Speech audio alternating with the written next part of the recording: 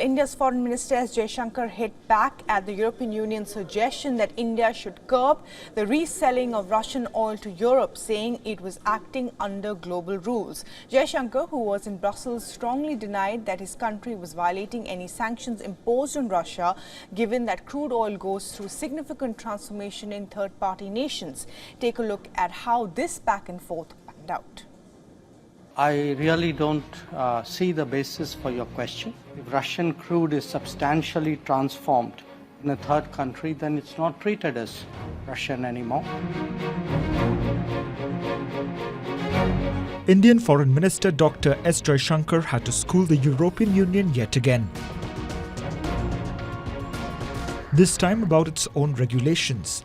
The Indian Foreign Minister met European Union's Foreign Policy Chief Josep Borrell at the first EU-India Trade and Technology Council in Brussels. The meeting came in the backdrop of Borrell calling for a crackdown on India, accusing New Delhi of reselling Russian oil as refined fuels to Europe. So Indian Foreign Minister Jaishankar had to help the top EU diplomat to get some facts clear. I really don't see the basis for your question because my understanding of the Council regulations is that if Russian crude is substantially transformed in a third country, then it's not treated as Russian anymore. I would urge you to look at Council Regulation 833/2014.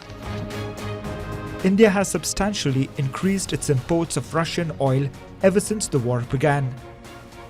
Citing India's own energy security concerns, India has also defended its stance time and again. But Europe has launched a crusade against Russian oil imports ever since the war began last year. Despite putting sanctions on Russian oil, EU could not decrease its affinity for the same.